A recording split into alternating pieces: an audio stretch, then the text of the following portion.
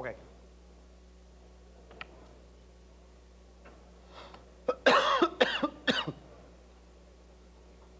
Ok.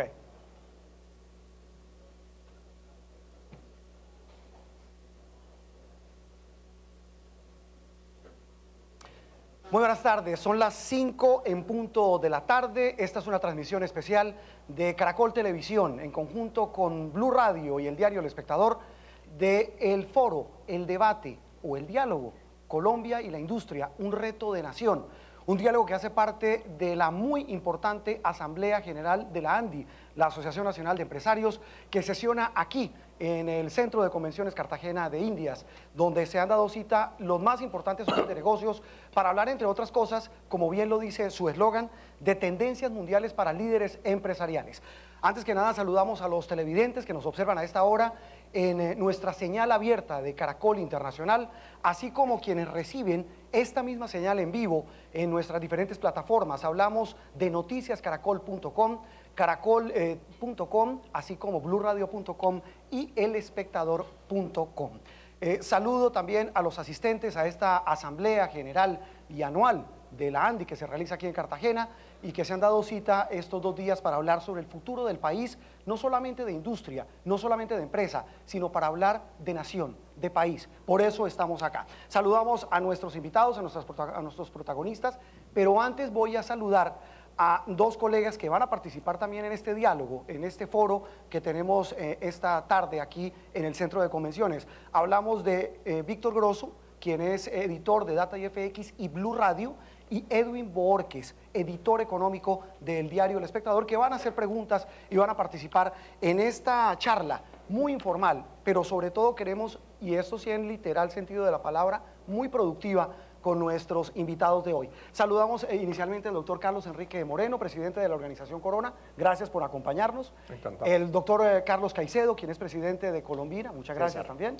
El doctor Antonio Celia, el señor Celia, quien es el presidente de Promigas. Gracias. Y el anfitrión, el señor Bruce McMaster, quien es el presidente de la Asociación Nacional de Industriales, Asociación Nacional de Empresarios. Muy bien, y arrancamos con usted, con el anfitrión, para abrir tercio hablando de un tema que los ha convocado a ustedes, pero que sería muy interesante que lo compartan con todos los televidentes que nos observan a esta hora, y es el diagnóstico, en palabras muy sencillas, de lo que pasa hoy con la industria, la empresa y la economía colombiana.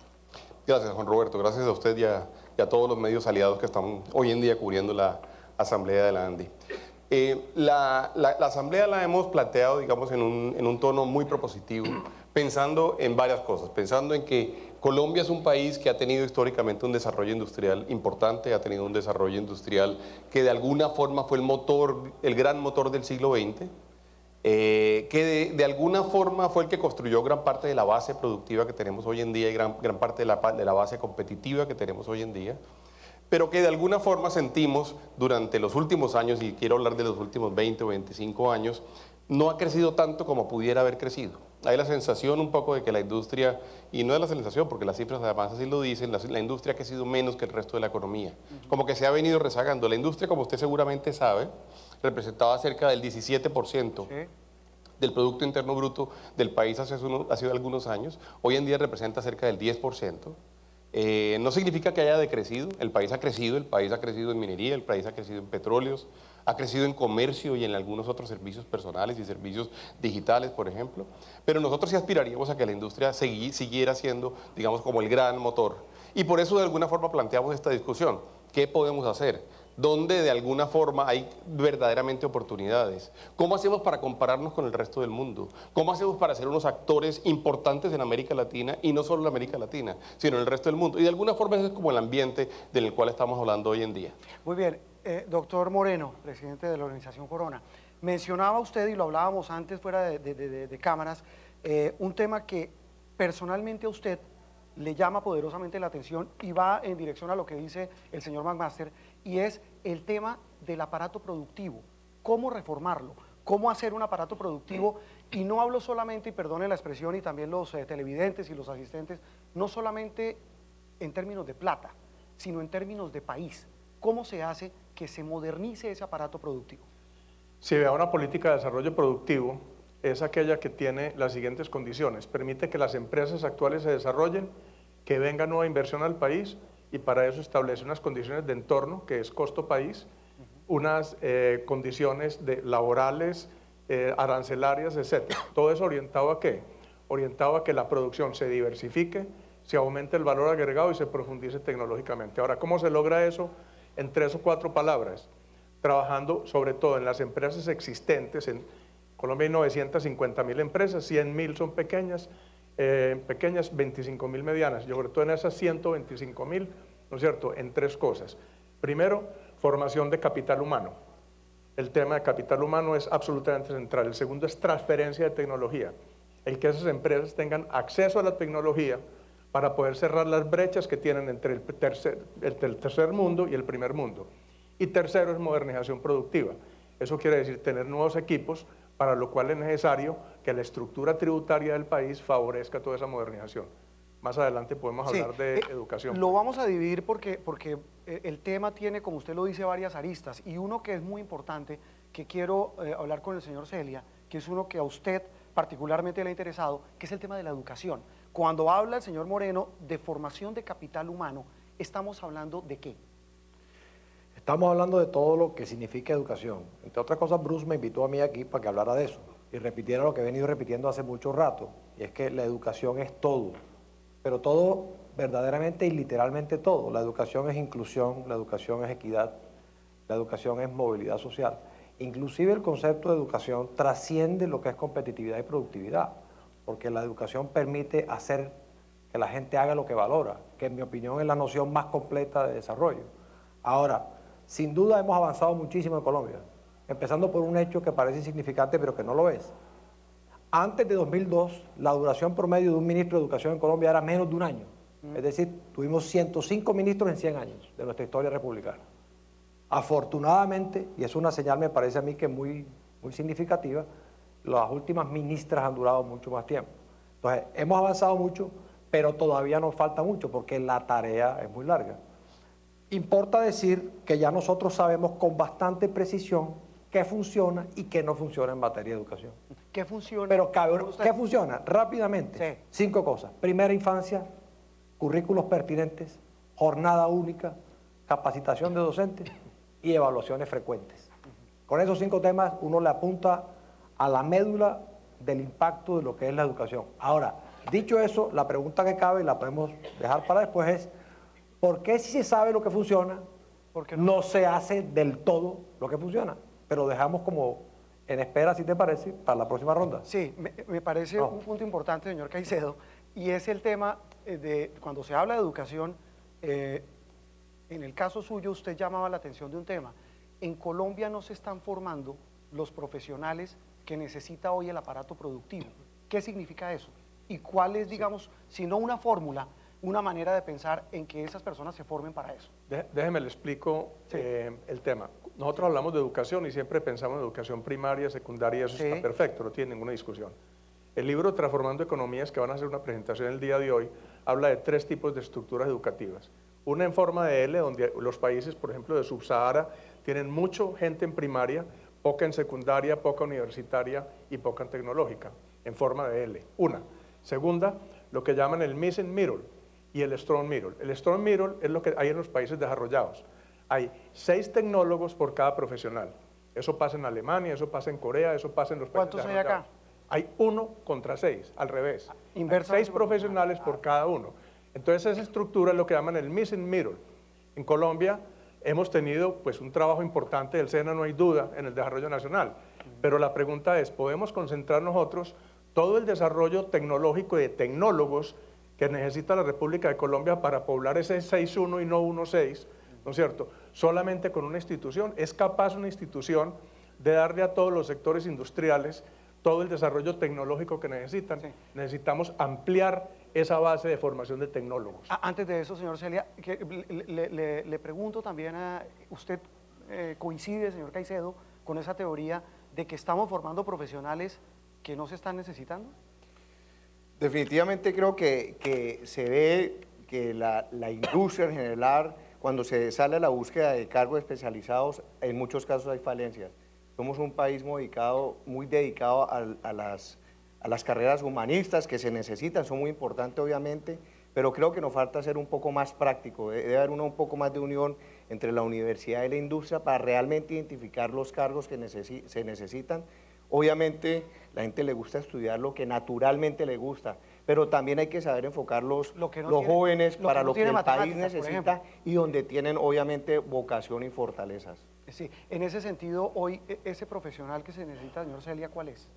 No, yo iba a decir una cosa antes de eso, es el Consejo Privado de Competitividad, que tiene un delegado del gobierno, el doctor Bueno, que hace una gran tarea y que trabaja con Landi, identificó, y esto es un tema muy particular para lo que Carlos Enrique mencionaba, cogió los 4 clústeres principales de 4 regiones del país que se han desarrollado espontáneamente por iniciativa de los empresarios, en su genuino afán de superación, digamos que es la fuerza motora, digamos, de la economía. Es decir, la empresa formando. 4. Entonces identificaron qué capital humano requerían y qué capital humano se estaba entregando, e identificaron con lujo de detalles todas las brechas que hay. Es decir, hay un documento hoy en Colombia recientemente entregado, hace 3 o 4 meses, que identifica en los 4 clústeres principales de las 4 regiones del país, qué falta exactamente ahí.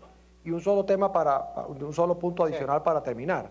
En una encuesta reciente que se hizo en la costa caribe colombiana, entrevistaron a 40 presidentes de empresas preguntándoles si conseguían un recurso humano bien capacitado. La respuesta fue que sí, pero sin excepción, en un alto porcentaje, todos dijeron también que a la gran mayoría de esos profesionales le faltaba pensamiento crítico. Es un tema muy particular que yo creo que hay que introducir, es decir, la capacidad de formarse juicios, de no tragar entero, de discernir correctamente. Esa es una particularidad que salió en un estudio y que yo creo que se aplica a la mayoría de las empresas que buscan profesionales en Colombia. Si uno lo pudiera medir, señor McMaster, no sé si en términos de números o en términos de productividad, ¿qué tanto pesa eso?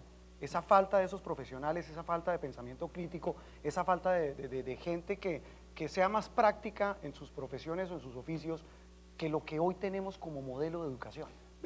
Inclusive, Juan Roberto, déjeme decirle que antes de los números yo quisiera ponerle un ejemplo que además fue un ejemplo que además en Cartagena vivimos muy dramáticamente, que fue por ejemplo el caso del montaje de la refinería de Cartagena. Sí. El montaje de la refinería de Cartagena es sin duda el proyecto industrial pues, más ambicioso el cual ha cometido Colombia por muchísimos años. Llevábamos, por cierto, muchos años queriendo tener una refinería en Cartagena.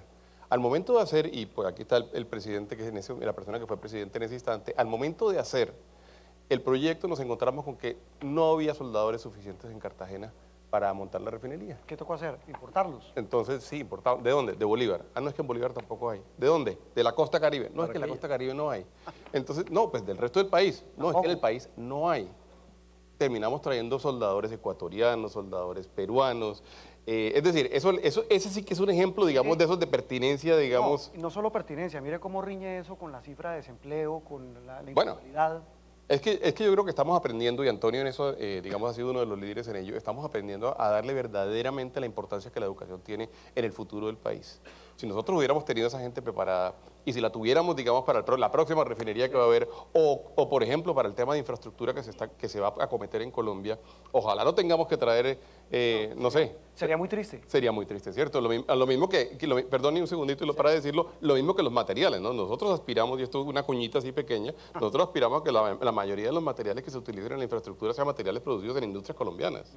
Pero no lo diga como cuñita. Más adelante, después del corte, la pausa comercial, vamos a hablar sobre temas coyunturales, pero quería rápidamente hablar de otro tema, señor Caicedo, y quiero que todos también me ayuden a hablar de ese tema, no solamente de la educación, sino otro que puede ser también igual de importante, y es el tema de la formalización de las empresas en Colombia. Sí.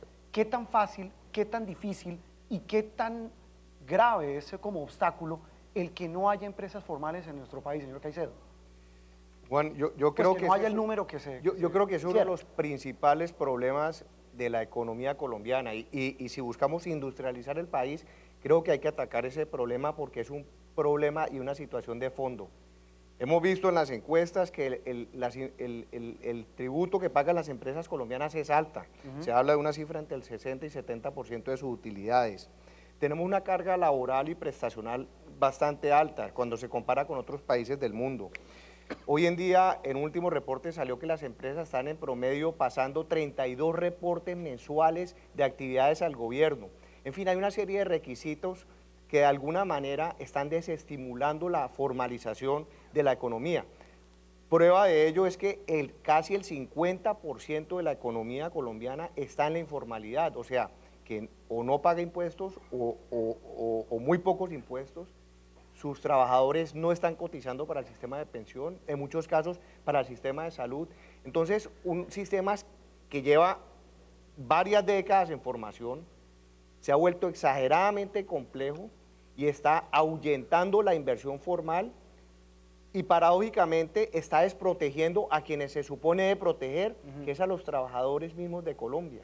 No es un tema de quitarle cargas a las empresas, es un tema de hacer de Colombia un país más eficiente y que invite mucho más a la inversión formal. Si uno pudiera pensar en que, no responsabilidades, pero sí quién debería llevar la carga de ese cambio, ¿es el Estado, el sector privado?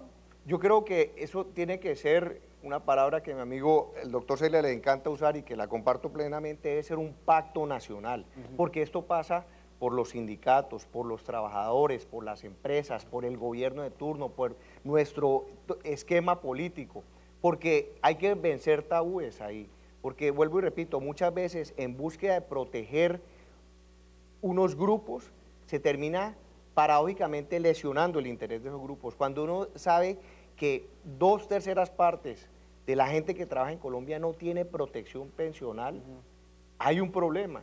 Clarísimamente hay un problema y hay que ver por qué se está incentivando a que eso ocurra.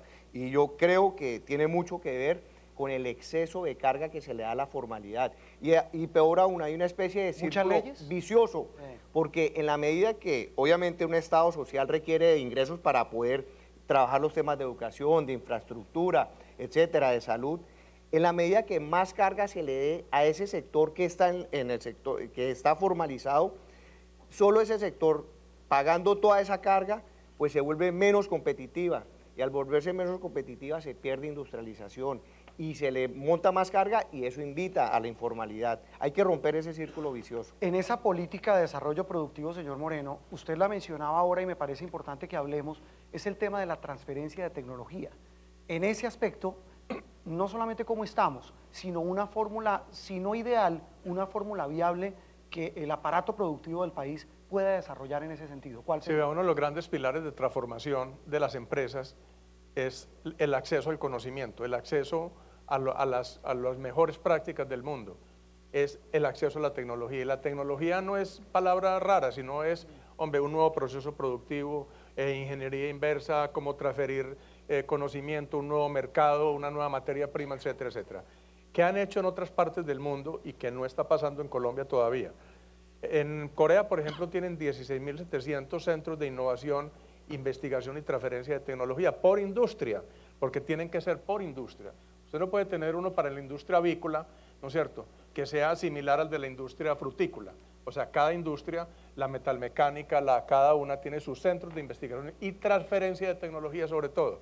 Entonces, esa transferencia de tecnología se encarga de ir a las empresas y decirles, hacerles evaluaciones, assessments, ¿no es cierto?, donde les dice, vea, rápidamente, como cuando uno va donde el médico, usted le falta esto, le falta esto, le falta esto. En la medida que haces el assessment, la empresa entonces es consciente de las brechas que tiene y se acelera esa transformación tecnológica. Eso, a su vez, absorbe PhDs, absorbe conocimiento científico y jala la innovación y jala todo lo que es la investigación. O sea, es un círculo y en Colombia está todo concentrado en Colciencias. Y Colciencias usted va a ver, y casi toda la investigación es social, porque las universidades están enseñando más que todo ciencias sociales. Compare usted el sistema alemán de educación con el colombiano y allá es tecnológico, ciencias aplicadas y menos en la parte social. Hay que trabajar en lo social, no hay duda, no tiene discusión, pero hay que aumentar el resto. El señor Celia quería... No, quería decir... aportar algo antes de cambiar de tema. De cambiar de tema, sí. Presidente Dos cosas que no quiero que se queden, que se echen al olvido. Cuando uno dice la gente que nos falta y la diferencia que hay entre lo que se enseña y lo que se necesita, esto es un tema no solo de Colombia.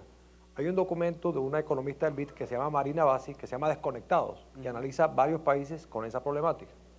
De manera que es un tema que surge y que digamos que aparece una pregunta, es ¿qué estudia la gente? Sí. ¿Lo que le gusta o lo que se necesita? Yo creo que es una discusión de fondo en ver cómo atraemos a gente para que estudie ingeniería, cómo hacemos que le gusten esas materias y que le estudie.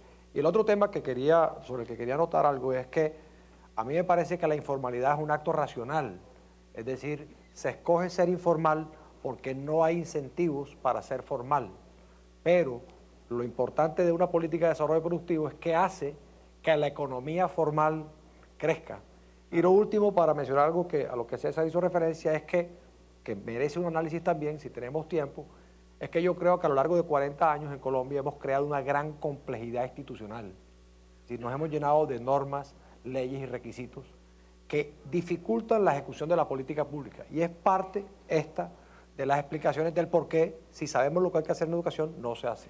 Porque institucionalmente es muy complejo ejecutar la política pública y eso lo que hace es alejar al Estado del ciudadano. Son las 5 de la tarde, 21 minutos. La pregunta que le voy a hacer al presidente de la ANDI, después de una pequeña pausa, tiene que ver con algo que a todos les interesa, incluyendo al auditorio, a ustedes los televidentes, y es el tema de cómo generar actividades alternativas para hacer que la economía se diversifique. Pero también vamos a hablar de temas candentes, el dólar, el petróleo, los impuestos y otros que tienen que ver con la actualidad de la economía nacional. Esto es Diálogo y la Industria, un reto de nación, transmitido a través de Caracol Televisión. Ya regresamos.